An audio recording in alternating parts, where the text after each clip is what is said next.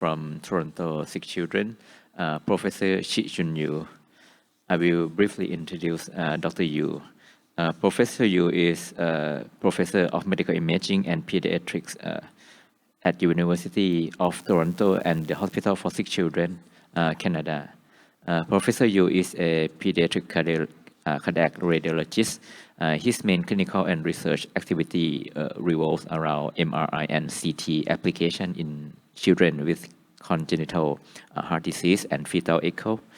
Also, he is an early adopter of hemodynamic assessment of congenital heart disease using MRI and 3D printing in pediatric cardiology and surgery. He also leads the hand-on surgical training course for congenital heart disease using 3D printing at both Hospital for Sick Children and also worldwide, also in Thailand, I believe last year. Fortunately enough, we have Dr. Yu with us, despite he having a great vacation time. Thank you, Professor Yu. He will give us a talk on the topic of how 3D imaging technology transforms treatment of congenital heart disease and surgical training at sick kids. Professor Yu, please. Thank you very much, Tirapong. It's a great pleasure to share our experience with you. Okay, and congratulations for the having this great meeting. I enjoyed the last speaker's talk on the AI. Okay, so let us close it. Okay. So here that I do not have any disclosure.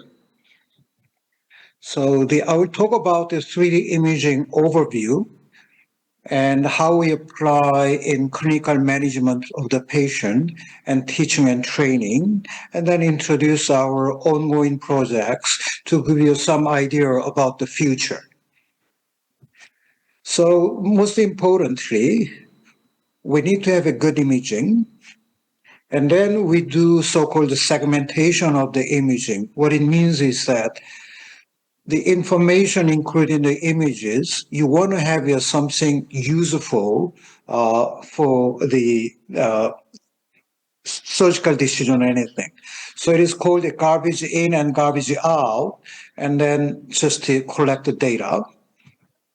And then that is not enough. And we do some 3D modeling using computer-aided design.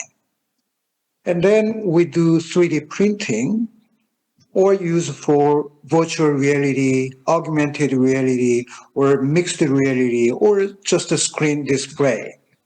So this is the overview of the process of 3D imaging and processing.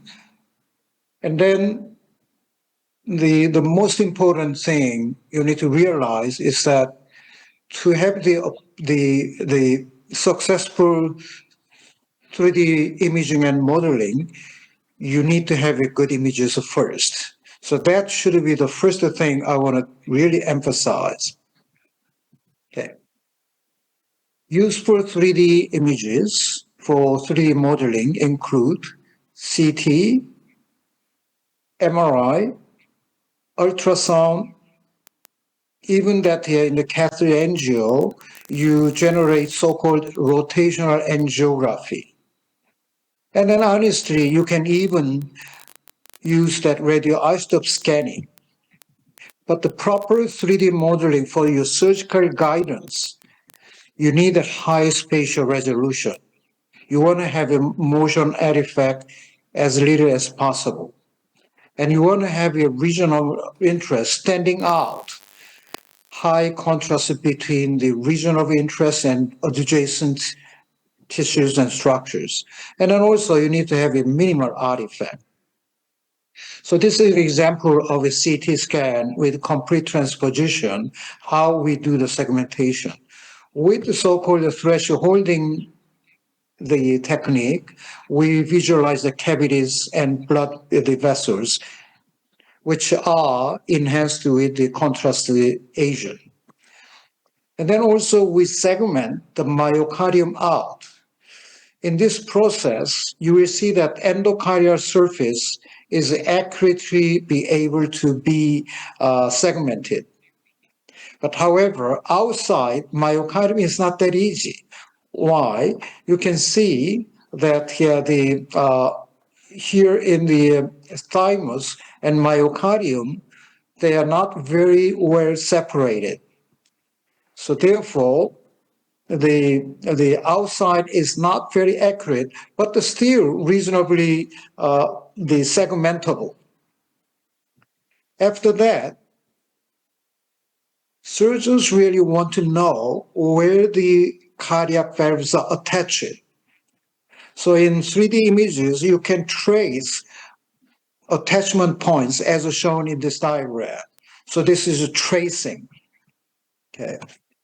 And then the cavities, you want to separate atria, ventricles, and great arteries so that they show more distinctly.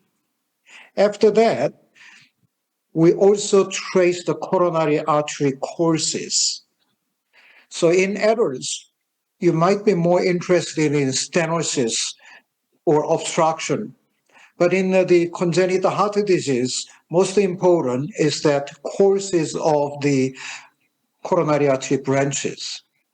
These one you can easily trace, and then you can have a good idea where the coronary arteries are.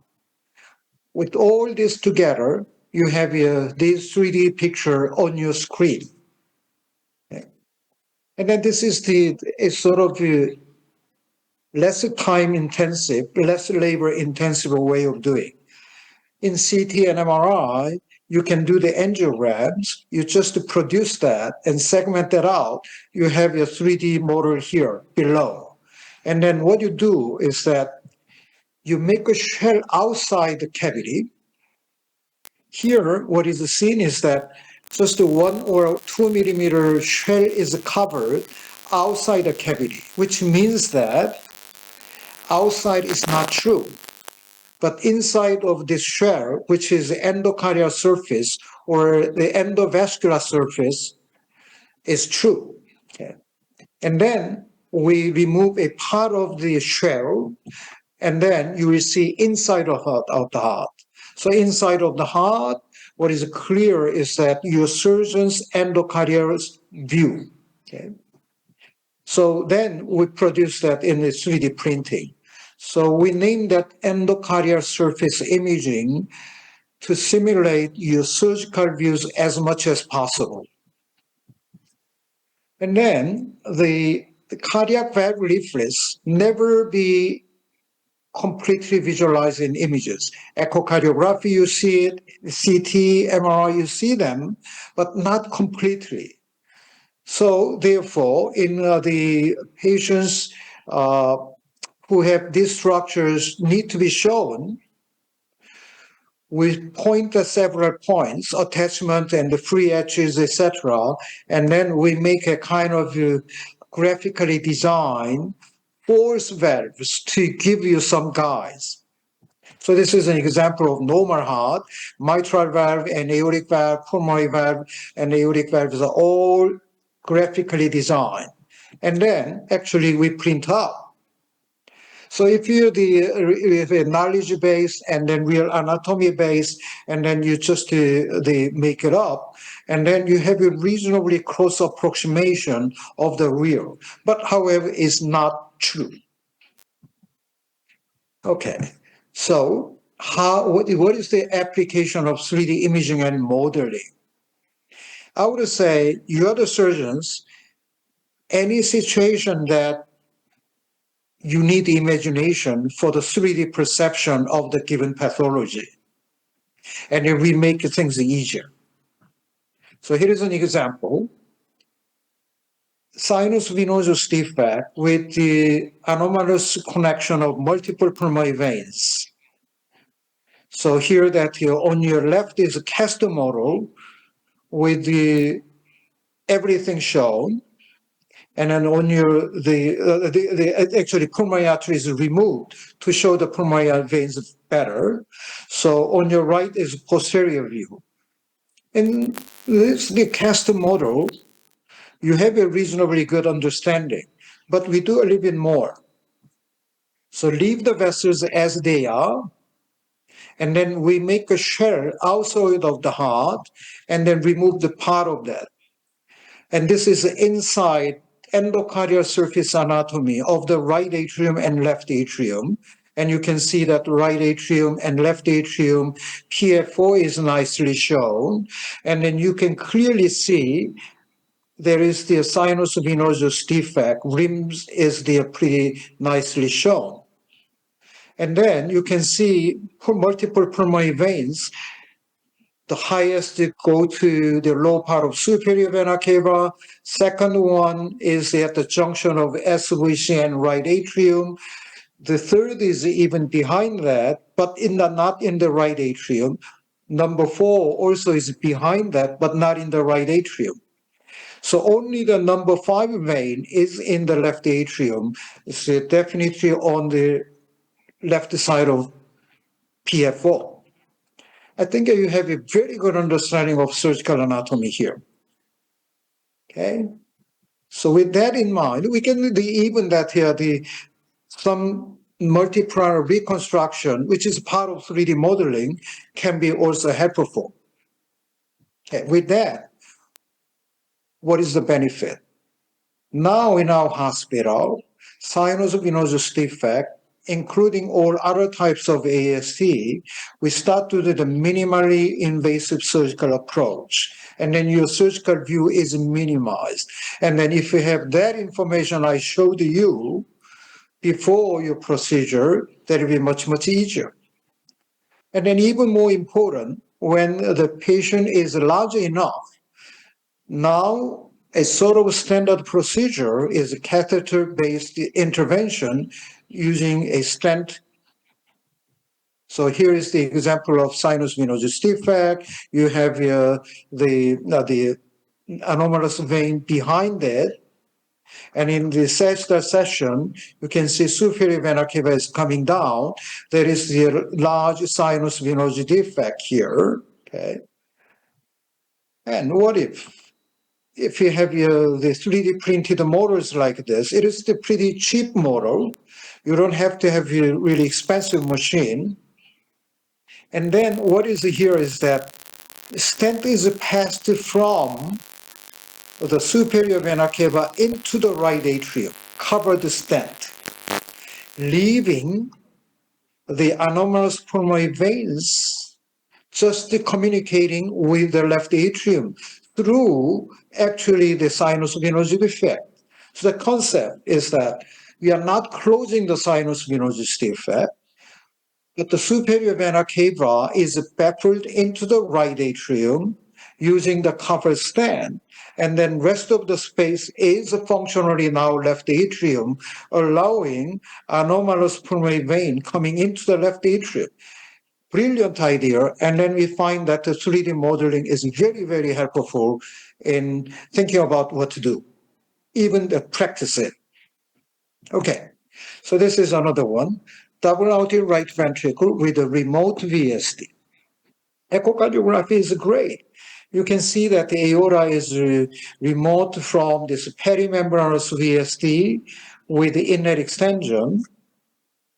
I think the experienced surgeon may imagine what needs to be done, even if this VSD appears to be rather remote. But however, using this cross-sectional images, the CT scan, we make the cast model like this, showing the coronary artery anatomy as well as the relationship of the great arteries to the ventricles. Okay. And then we make the really nice 3D models for surgeons. What you see in your left side is open the right ventricle, tricuspid valve, aortic valve, and pulmonary valve, all delineated. Even the coronary arteries are showing. Right ventricular outflow tract consists of subaortic and subpulmonary outflow tract. And then here you can see ventricular septal defect. On the left margin of the VST, you can clearly see medial papillary muscle overland CC. And then you can see aortic valve is rather remote from the margin of the VST. On your right side is a short axis basal view, seeing the heart from the apex. And you can clearly see great arterial relationship with that. We just to make a kind of simulated baffle from the VST to the aorta. Okay. Although it is not very 100% simulation of your surgical procedures you want to do, however, it is very close to that. And then in short axis, you can see how VST is baffled to the aorta. And then, because there is some subaortic pulmonary stenosis, surgeon wants to remove the part of the outlet septum, which will not have any conduction tissue, or in this case, that any papillary muscle tendon apparatus is going. Okay, so this is the simulation of outcome. What is that? So this is a left side of the heart with mitral valve to the left ventricle, and this is elongated left ventricle outflow tract to the aortic valve. And then if you have a segmentation like this, surgeon might want to shave this ventricular infundibulum fold a little bit, not a lot, because it can be outside. Yeah. But anyway, this is the simulation. Okay. So to convince more, we make the CAST model and the endocardial surface model with the real heart, actually. And then also show that the really patch location in the printed heart. So this is a sort of more complex DORV and complex the transposition. We actually almost routinely do that. So the patient underwent a Rastelli operation, and this is the surgical outcome. So you can see that the left ventricle to aortic baffling is perfect without stenosis, and then tricuspid valve is not much compromised at all, as shown in 3D modeling and printed models. So then, how do we help? To summarize it, surgical decision can be made more precisely.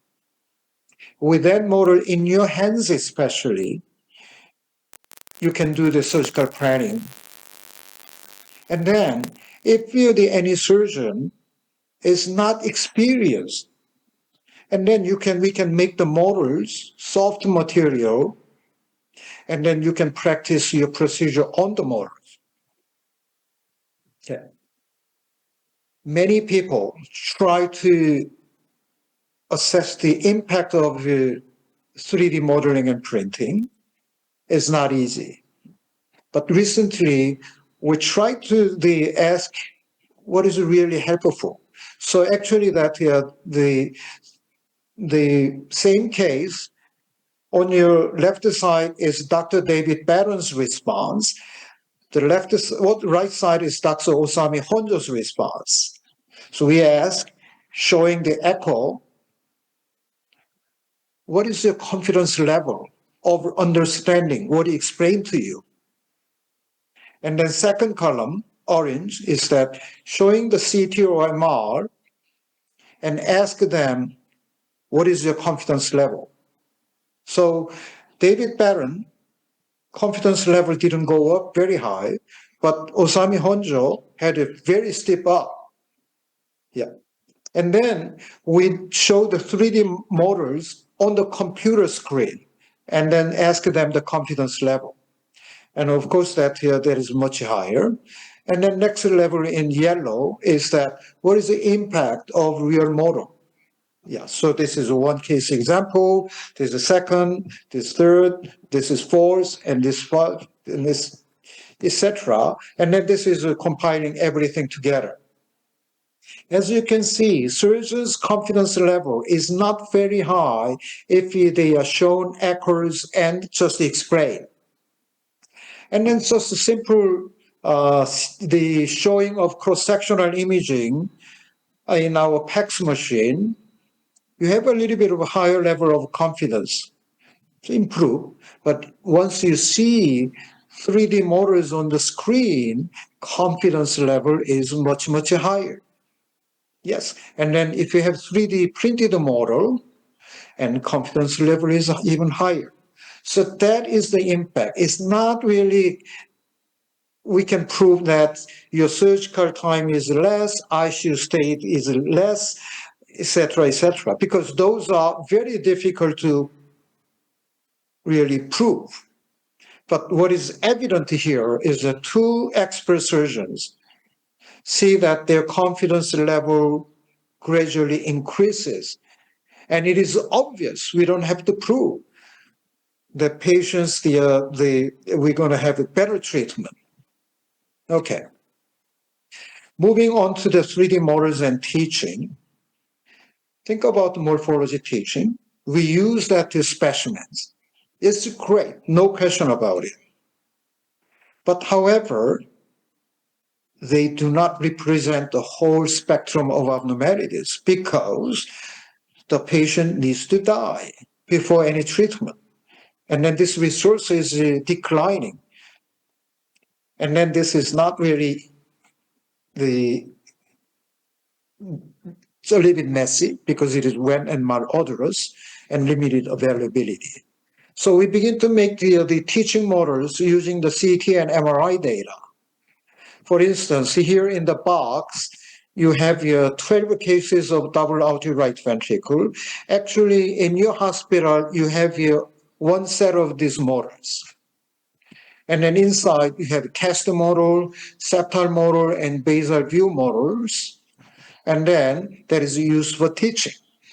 So before COVID, we used to organize the morphology session using specimens as well as the 3D printed models, and we absolutely find this is an efficient way of teaching. So, and then also these models can be used for patient and family teaching. So think about this, just using the diagrams. It is very good, but however, if you show the motors and then let them play on their hands, and their understanding is completely different, and their confidence level also is very different. Okay, so let me spend a little bit of time on our host program, hands-on surgical training. I can claim that Sikis has this loyalty for development of this. So before doing that, let me show this chart. So after surgery, what is the first the outcome? You can clearly see what is this that the blue bar is a simple congenital heart disease. Outcome is good from the early stage. And then moderately difficult cases in early stage in 1950s, and then outcome was not great. And complex heart disease, which is green, is terrible. But however, with the time, everything improves. So what it means is that when our first two surgeons were practicing, regarding the complex cases, if the patient dies, there are a lot of explanations to do it. There is not their fault, but because it is too complex. And then next generation is that Bill Williams, and then he had a little bit of better position, but still, there are room to explain that my bad outcome was because of difficulty. When Glenn Van Aster was in charge, the room was very little, and then he should be almost perfect. And this is our new surgeon who joined Haller 2018. At this time, the room is very, very little, which means that Christoph Haller is not allowed to make any mistake. How could you avoid a mistake? And in sports and music and everything, you need to practice, practice, practice, practice. And then by practicing, you need to develop, improve dexterity and accuracy. In heart surgery, you also need to improve the speed. Let's say you do the arterial switch operation. Experienced surgeon will tell you that 20 years ago, I spent 2 hours in the operating table. In 5 years, it became 1 hour. In 10 years, it became 20 minutes type of things. Yes. I think the practice matters to improve patient outcome. No question about it. Resources, patients. But however, learning on the patient is a problem. You can use the pathologic specimens, but that is very, very rare. You can use the animal hearts like this. However, you have a limited ability to practice their procedures. And the plastic simulator is available, but not very, very sophisticated and complex. Now we have the 3D printed and molded motors. Okay. We used to use this 3D printed motor since the 2015, but we needed to admit these have some limitations. Those are easily torn with extra force. The beginners have more extra force, so tearing out is very frequent. So the frustratingly cutting through during suturing. And then with this soft material, very difficult to represent myocardium properly. So the Wali is my previous fellow, who is the professor of Seoul National University. When they came back, he began to use this silicon molded motor. With the meeting that the silicon specialist is shown on your right side, Janssen. Then I thought about, okay, we can make a little bit better. What is the idea? So-called parting and assembly strategy. What is that? So this is the graphing model of hypoplastic left heart syndrome. We make the molds for multiple parts, okay, like this. We have the molds for the myocardium, ventricle, atrium, great arteries, and airway, and cardiac valves, and coronary artery, all separate. And then, with the mold, make these motors, and then assemble them. That is what we call parting and assembly strategy. And then we are able to make this very realistic hypoplastic left heart for no-root procedure. So we used to use that. It's exactly the same model, 3D printed, and now silicon molded. Lower is that more expensive, labor intensive, but it works beautifully.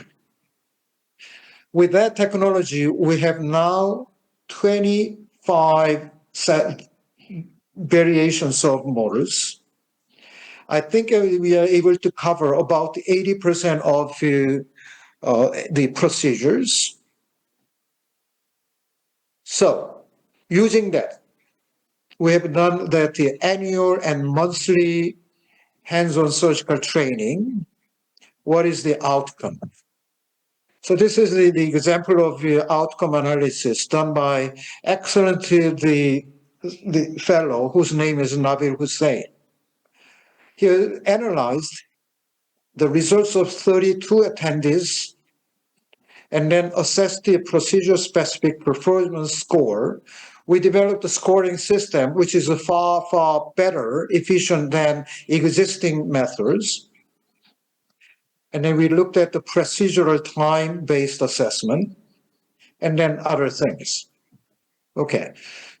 Of no surprise, the switch operation at the first attempt and second attempt, the first time it took 1.5 hours in average, and the second time a little bit less than an hour. There is significant improvement in time consumed. And then outcome of performance score went up. And then, interestingly, in the first attempt, stamp, the score ranged quite a lot. But at the second attempt, that really close together. And then others, the fluency and knowledge and respect for tissue all improve. Our second analysis done by the Ponzoni, who's a surgical fellow from Italy, we looked at how many times we need and then how fast that acquired surgical skill can be lost. And then we use the two silicon motors. One is for the coarctation repair, which is rather simple procedure. And second is the arterial switch operation, which is regarded as a more complicated procedure. All 5 CKIS trainees participated. They had 2 to 5 years of cardiovascular surgery training and 1 to 4 years of congenital heart surgery training. So this is a coarctation repair. So they repeated within a week, and then 3 weeks later repeated. So the 3 time points. You can clearly see in the first 2 attempts, there is a significant improvement of score, and then the reduction of the procedural time. 4 weeks later, performance score did not change, and time did not change. What it means is that with 1 time of training,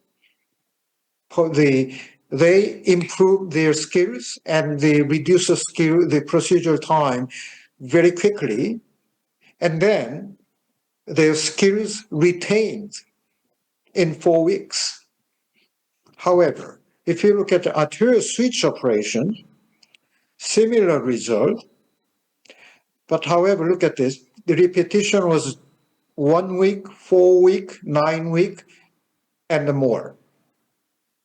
And then you can see with the time, arterial switch operation, skill retention is a little bit in trouble.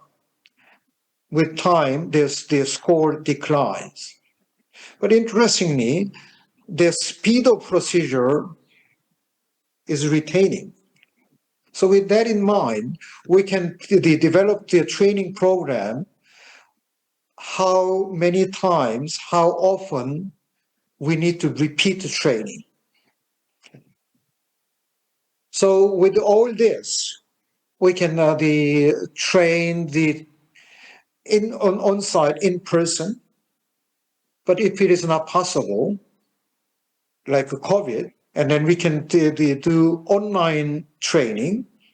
Online training is not easy and not as efficient as the in-person training, but however, it works. We recently revived using the model. Dr. Rachel Vanderland really started combining the host session using animal heart and then 3D printed the molded motors combined. And then this is a pretty good outcome because that, for instance, Ross operation can be well done in animal heart. It is far more realistic.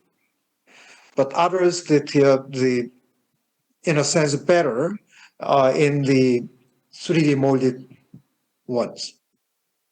With all this experience, I can tell you, host is not an option anymore. It is a must. You have many, many different models already available.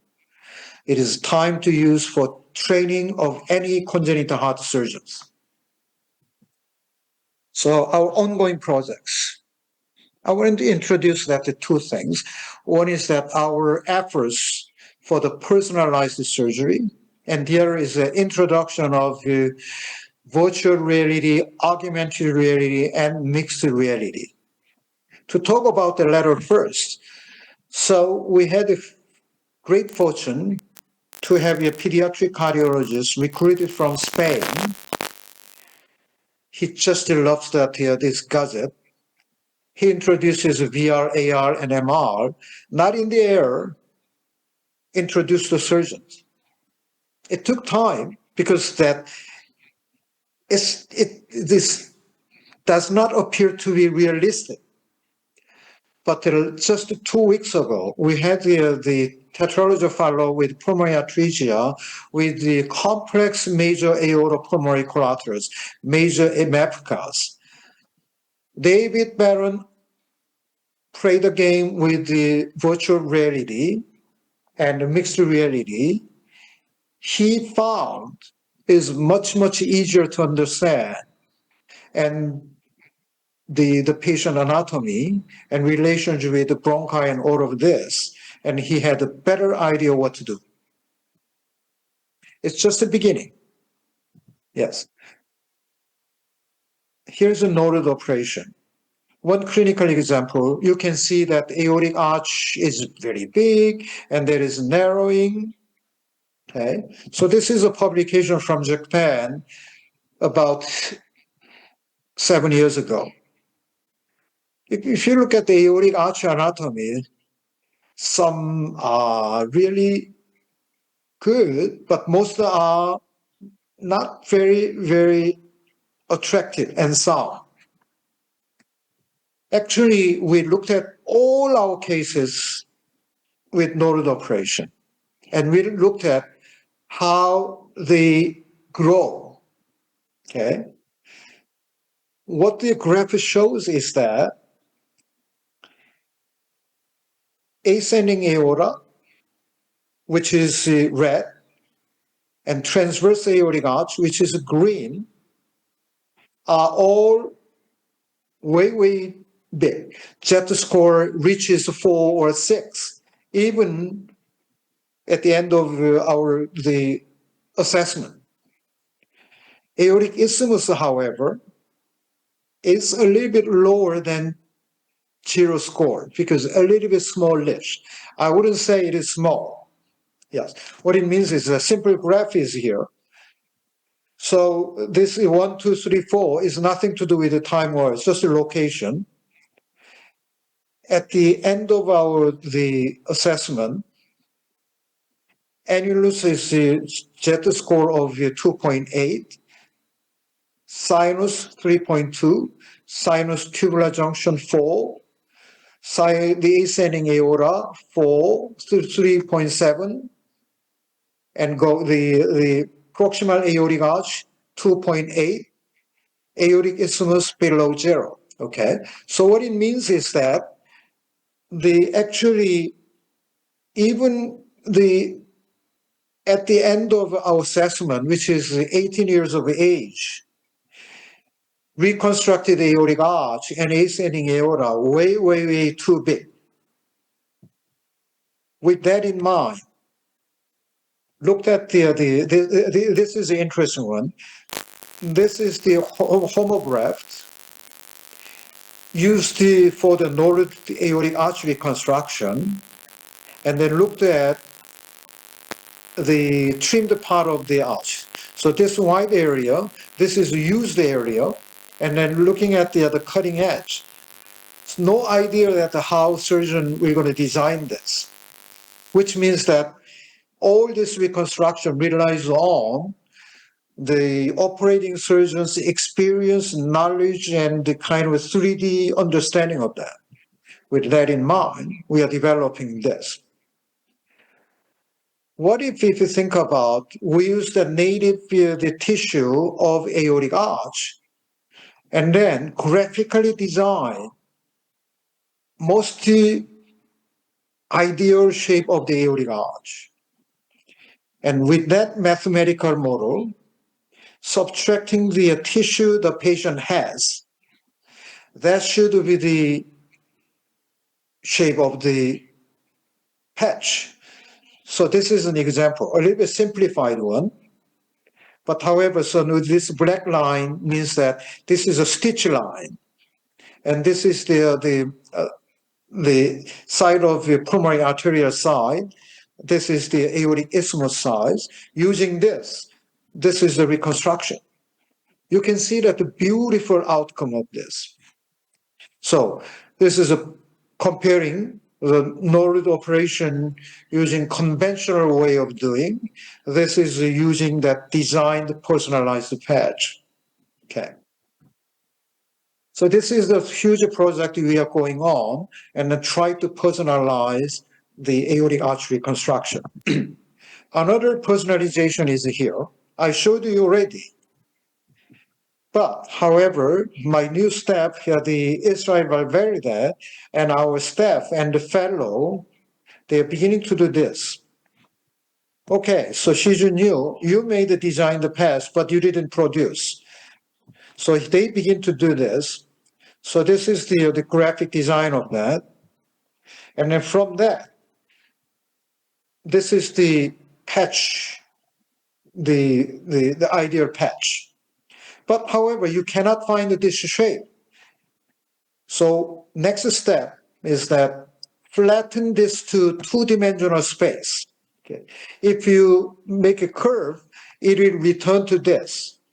Okay, so this is the margin toward the VSD. This is the margin toward the aorta, and then with that, we sterilized the 3D printed plastic, gave it to David Barrett. He did a surgery, Rastelli operation. This is the outcome. Using that template to trim the baffle. Outcome is great. And then this is a testimonial David Barron gave us. So what it says is that being able to practice on the motor before the surgery, which he did, definitely helped. And then say, I think I would have cut the patch pretty much the same way. So difficult to say whether it really made a difference. But it did mean that I did not have to even think about what width or length to make the patch, which means that impact is there. I could just cut it from the template, which definitely saves the time and gives the surgeons confidence. With this experience, we are crazily excited. And then I will tell you, this is only the beginning of the new era when the surgeons, you, would not comfortably do VSD closure or baffling without having a template, but trimming the patch or baffle. If you have that, it's much, much easier. Yes. So in that regard, we're trying to make the personalization in two directions. One is personalization to the patient's specific surgical anatomy, and then also to the surgeon's needs and individually preferred technique. In conclusion, you asked me how did 3D imaging technology transform treatment of congenital heart disease and surgical training in sick kids. Three components. One is that it really helps to personalize the patient management, and it tremendously contributes to surgeons' training. And then it is useful for innovation of new procedures. I would like to thank our team members, 3D the lab, and then I would also like to thank the supporters who gave us generous donations. Most importantly, using that developed technology timely and actively so that we reach to this level. Finally, I will show these 4 Thai ambassadors who really contribute to our program significantly, and then learn how to do them, how to use them, and then all of these 4 people can make things happening in your country. Thank you very much for your attention.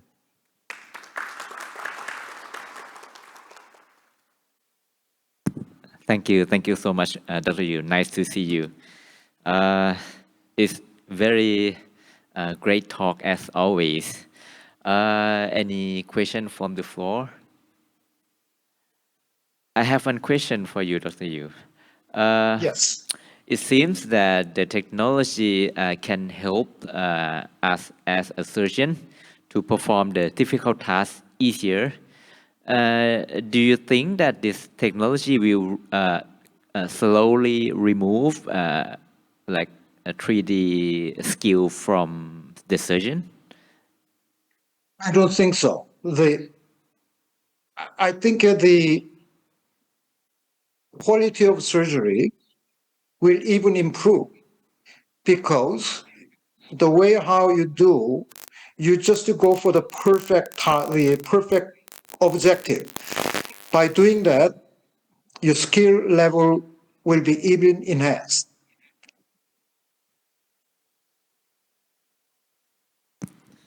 Okay, I believe so. I do agree. Thank you again. I will close this session. Thank you for the audience. Thank you, Dr. Yu. See you in the next Thank you. future. Bye-bye.